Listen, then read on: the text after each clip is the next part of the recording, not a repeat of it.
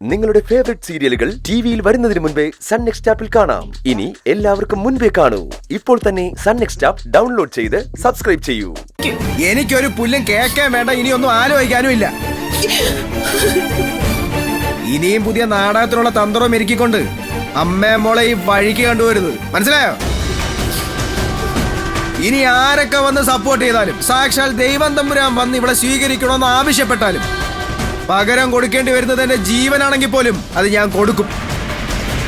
എന്നാലും ഇവിടെ ഞാൻ സ്വീകരിക്കൂല. മേലി രണ്ടെണ്ണത്തിന് ഈ വഴി കണ്ടുവരുന്നത് പോയിക്കോളെ ഇവിടുന്ന്.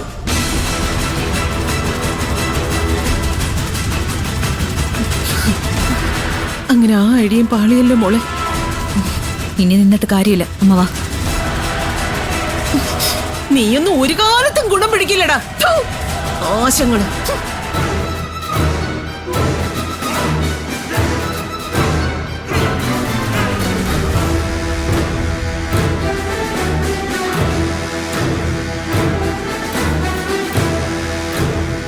എടാ മോനെ, ഞാനൊരു കാര്യം പറയാം. വേണ്ട, ആരും ഒന്നും പറയണ്ട. എന്താ ചെയ്യേണ്ടതെന്ന് വ്യക്തമായ ധാരണയുള്ള ആളാ ഞാൻ. ശിവാനിയെ എന്റെ ഭാര്യയായിട്ട് വീണ്ടും ഈശ്വരമംഗലത്തേക്ക് തിരികെ കൊണ്ടുവരണമെന്ന് ഉള്ളാലെ ആഗ്രഹിക്കുകയും ഇപ്പൊ അത് പരസ്യപ്പെടുത്തുകയും ചെയ്ത പലരും ഉണ്ട് ഇവിടെ. ഭാര്യയോടുള്ള സ്നേഹം മൂത്തിട്ട് എല്ലാം മറന്നു കളയുന്ന ഭർത്താക്കന്മാരെ കൂടെ ചേർത്തിട്ടാ ഞാനീ പറഞ്ഞത്.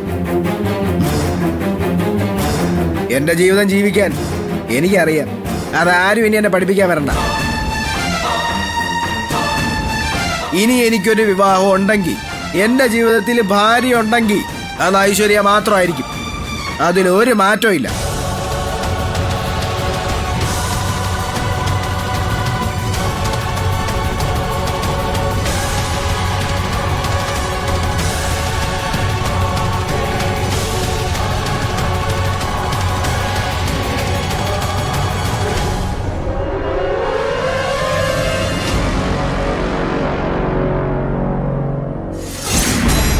എങ്ങനെയെങ്കിലും ഈശ്വരമംഗലത്തേക്ക് കടന്നുകൂടാന്ന് കരുതി ഒരു പ്ലാനും ഒപ്പിച്ച് ചെന്നിട്ട് ഒന്നും നടന്നില്ലല്ലോ അമ്മേ. പ്രണവി വല്ല ഭ്രാന്ത് കൂട്ടോ?